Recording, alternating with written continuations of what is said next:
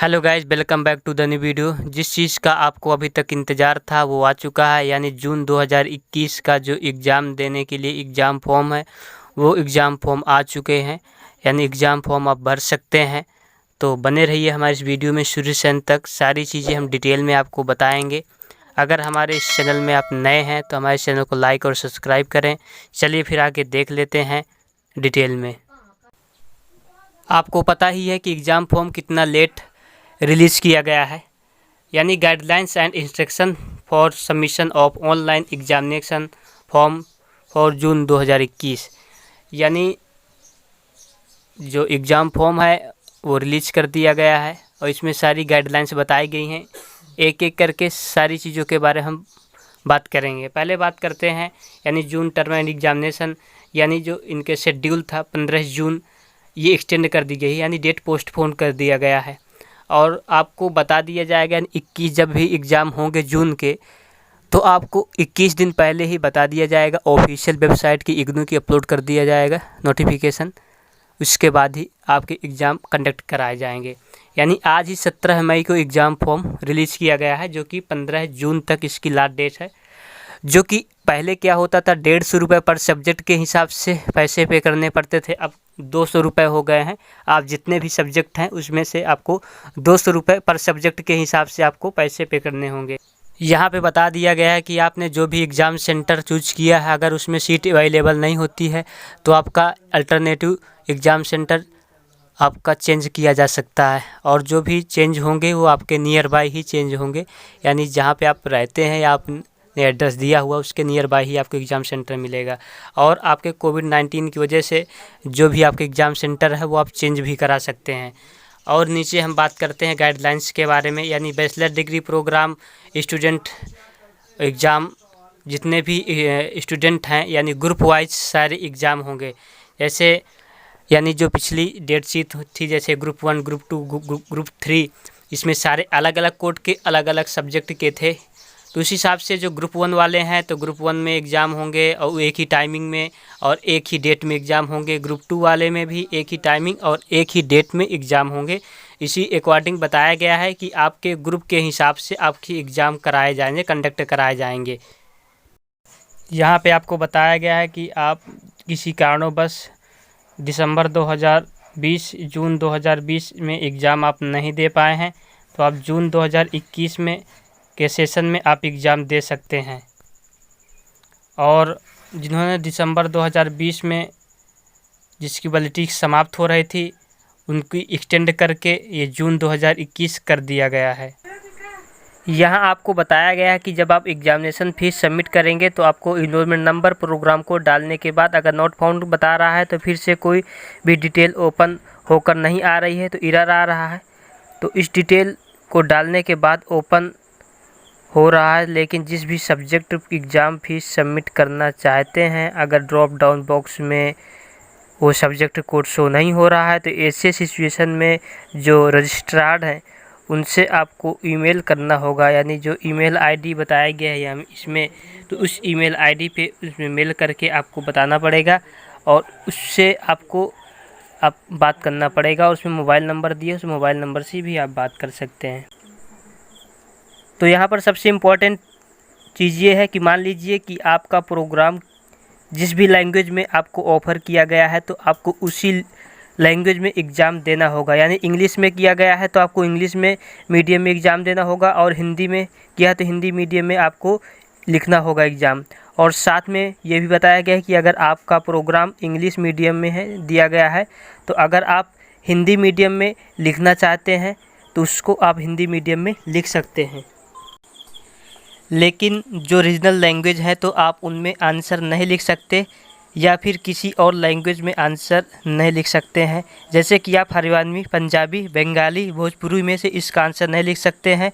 लेकिन जो लैंग्वेज में सब्जेक्ट हैं, जैसे हिंदी का आंसर आप हिंदी में लिखना चाहते हैं तो लिख सकते हैं। अगर इंग्लिश का जो सब्जेक्ट का आंसर है तो उसको आप इंग्लिश में लिखना होगा। और संस्कृत का जो भी है तो संस्कृत लैंग्वेज में लिखना होगा।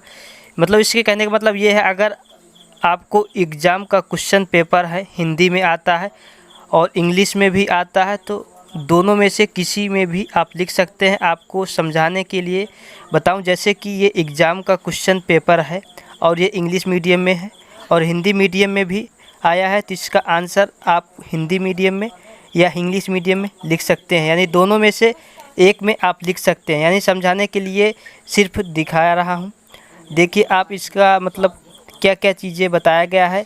यहाँ आपको बताया गया है कि दिसंबर 2020 term and examination result IGNOU की वेबसाइट पर अपडेट कर दिया गया है। यानी यहाँ पर आपको बता दिया गया है कि लेकिन बहुत से स्टूडेंट ऐसे भी हैं जिनका जो रिजल्ट्स है अभी भी डिक्लेयर नहीं किया गया है। ऐसे सिचुएशन में क्या करें? ऐसे सिचुएशन में आपको करना है कि एग्ज़ाम का जो रिज़ल्ट है डिक्लेयर नहीं किया गया है। ऐसे सिचुएशन में आपको दोबारा से एग्ज़ामिनेशन फ़ीस को सबमिट करना होगा, या फिर आपको किसी भी सब्जेक्ट में बैक लगा है तो उस भी सब्जेक्ट की आप एग्ज़ाम फ़ीस सबमिट करके आप दोबारा से उसका एग्ज़ाम दे सकते हैं। साथ ही में यहाँ पे बताया गया है कि जो भी एग्ज़ाम सेंटर आप लेना चाहते हैं तो उसके पहले आपको एग्ज़ाम फ़ीस पे करनी पड़ेगी, तो उसके बाद अपना वो एग्ज़ाम सेंटर ले सकते हैं। यानी मतलब ये है कि सबसे पहले जो भी आप एग्ज़ाम फ़ीस पे कर देंगे तो उसका वो एग्ज़ाम सेंटर हो जाएगा। अगर आपके एग्ज़ाम सेंटर पर सीट अवेलेबल नहीं होता है तो अल्टरनेटिव एग्ज़ाम सेंटर आपको फिल करना पड़ेगा, जो कि आपके नियर बाय एग्ज़ाम सेंटर दिया जाएगा। यानी अभी आप हड़बड़ाहट में एग्ज़ाम फ़ीस ना सबमिट करें और अभी आप 2-3 दिन रुक जाएं। 2-3 दिन के बाद अपना आराम से एग्ज़ाम फ़ीस पे कर सकते हैं, क्योंकि अभी वेबसाइट में आया है, अभी काफ़ी चीज़ों में चेंजेस बाकी है, यानी कुछ चीज़ें अपडेट होनी बाकी हैं। यानी आप 4-5 दिन रुक जाएं, उसके बाद अपना फ़ीस पे कर सकते हैं। और इसमें यह है कि आप जो भी इसमें जितने भी सब्जेक्ट हैं आपके, जैसे 4, 6, 5 जितने भी सब्जेक्ट हैं उनकी फ़ीस एक ही बार में सबमिट करनी होगी, एक ही बार में पे करनी होगी। वो ऑनलाइन तरीके से debit card, credit card, PhonePe से आप फ़ीस सबमिट कर सकते हैं। और ये फ़ीस जो है रिफ़ंड नहीं होगी। आप चाहे अगर गलती हो जाती है या गलती से आपकी फ़ीस इधर उधर आप सबमिट कर देते हैं तो उसमें कोई भी फ़ीस आपकी रिफ़ंड नहीं होगी। इसीलिए बिल्कुल ध्यान से ये चीज़ें आप फिल करें, भरें। जो भी स्क्रीन पर चीज़ें दिखाई जाती हैं उसको अच्छे तरीके से पढ़ें, उसके बाद बिल्कुल केयरफुली तरीके से एग्ज़ाम फ़ीस सबमिट करें। एग्ज़ाम फ़ीस सबमिट करने के बाद एक एक्नॉलेजमेंट स्लिप आएगी, उसको प्रिंट करके अपने पास फ्यूचर के लिए रख लेंगे। अगर आप फ़ीस सबमिट करते हैं या पेंडिंग में हो जाता है तो आप दोबारा से पेमेंट ना करें, आप 72 घंटे रुक जाएं। 72 घंटे रुकने के बाद उसके बाद ये जो सर्च का ऑप्शन है यहाँ पे क्लिक करेंगे, सर्च का ऑप्शन में क्लिक करने के बाद इनरोलमेंट नंबर डालेंगे और डेट ऑफ बर्थ डालेंगे, और डेट ऑफ बर्थ वगैरह डालने के बाद हमारे सामने ऐसा इंटरफेस ओपन हो जाता है। यानी उसमें चीज़ें दिख जाती हैं कि आपकी पेमेंट हुई है या नहीं हुई है।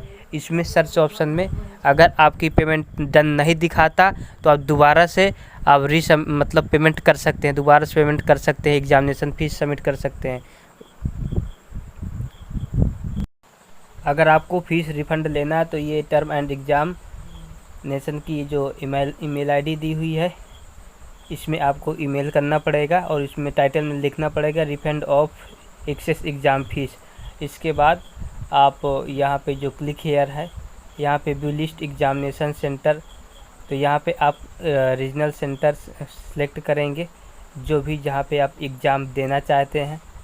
जैसे हमने दिल्ली NCR सेलेक्ट किया और इंटर एड्रेस, यानी एड्रेस सेलेक्ट करने के बाद एड्रेस जो भी है आपका एड्रेस डालेंगे। एड्रेस डालने के बाद यहाँ पे जो सबमिट का ऑप्शन है तो उसमें क्लिक करेंगे, तो यानी व्यू एग्जामिनेशन सेंटर है, यानी हमारे सामने ये बहुत सारे एग्जामिनेशन सेंटर ओपन हो गए हैं जो कि हमारे आसपास हैं। यानी जो आपके नियर बाई हो उसको आप सिलेक्ट कर सकते हैं और उसमें आप एग्ज़ाम देने के लिए रेडी हो सकते हैं। यानी आप जैसे दिल्ली NCR के अलावा कोई भी लखनऊ, कानपुर, कोलकाता, पटना, बिहार, आप कहीं पर भी आप यहाँ से रीजनल सेंटर सिटी चेंज कर सकते हैं और वहाँ पे एग्ज़ाम सेंटर चेंज करके एग्ज़ाम दे सकते हैं। अगर आपका रीजनल सेंटर दिल्ली है और आप प्रेजेंट में रांची में हैं तो रांची में अगर एग्ज़ाम देना चाहते हैं तो आप यहाँ पे रीजनल सेंटर में रांची डालेंगे और रांची का जो भी एड्रेस है वो रांची लिखेंगे। तो जितने भी रांची के रीजनल सेंटर है, एग्ज़ाम सेंटर, वो आपके सामने आ जाएंगे। जो भी आपके नियर बाई हो तो उसको सिलेक्ट करके आप वहाँ पर भी एग्ज़ाम दे सकते हैं। डायरेक्टली आपको दिल्ली आना नहीं पड़ेगा, आप वहाँ पे एग्ज़ाम दे सकते हैं। और यहाँ पर अभी ये टेंटेटिव है, यानी अभी ये टेम्परेरी है, अभी इसमें चेंजेस भी हो सकते हैं। और इम्पॉर्टेंट बात ये है कि आपकी जो भी पेमेंट है अगर अनसक्सेसफुल हो जाती है एग्ज़ामिनेशन फ़ीस, तो आपको इस बारे में बता ही दिया आपको क्या करना है, यानी मेल करना पड़ेगा, उसके रिगार्डिंग हमने बता ही दिया। और मेन इम्पॉर्टेंट बात ये है कि अगर आपका जो है ना एग्ज़ामिनेशन सेंटर चेंज कराना है, अगर आप फ़ीस पेमेंट कर देते हैं, एग्ज़ामिनेशन फ़ीस सबमिट कर देते हैं, तो उसके बाद आपको चाहे मेल कर लें, चाहे आप रीजनल सेंटर में विज़िट कर लें, आपका स्टडी सेंटर यानी आपका एग्ज़ामिनेशन सेंटर नहीं चेंज होगा। ये बात बिल्कुल आप ध्यान में रख लें कि आपका किसी भी तरीके से आपका जो एग्ज़ाम सेंटर है वो चेंज नहीं होगा। इसलिए एग्ज़ाम सेंटर जो है आप अच्छे तरीके से ध्यान से एग्ज़ामिनेशन सेंटर अपना चूज करें। जो भी आपके इग्नू के हॉल टिकट रहेंगे वो कि 7 से 10 दिन पहले, एग्ज़ाम होने के 7 से 10 दिन पहले अपलोड कर दिए जाएंगे, यानी इग्नू की ऑफिशियल वेबसाइट पे 7 से 10 दिन पहले आपको मिल जाएगा। और दूसरी बात, जब आप एग्ज़ाम देने जाते हैं तो उसकी एक स्लिप हॉल टिकट की लेके जाना है, उसमें सारी डिटेल लिखी होती हैं। और उसके साथ साथ आपकी यूनिवर्सिटी का जो आइडेंटिटी कार्ड होता है उसको भी लेके जाना है। अगर आइडेंटिटी कार्ड लेके नहीं जाते हैं तो आपकी कॉलेज के अंदर एंट्री नहीं होगी।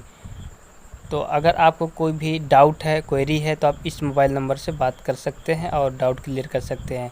और इसमें लिखा proceed to fill online examination, यहाँ पे हम जैसे क्लिक करते हैं तो ऐसा इंटरफेस हमारे सामने ओपन हो जाता है। इसमें आपको आप प्रोग्राम कोड डालेंगे और इनरोलमेंट नंबर डालेंगे, और इनरोलमेंट नंबर डालने के बाद आपका एग्ज़ामिनेशन सेंटर रीजन डालेंगे कि कौन से आप कहाँ पे देना चाहते हैं। और इसमें ये भी लिखा हुआ कि एग्ज़ामिनेशन फ़ीस कोर्स 200 रुपये, यानी 200 रुपये फ़ीस कर दी गई है, पहले 150 रुपये थी पर सब्जेक्ट की।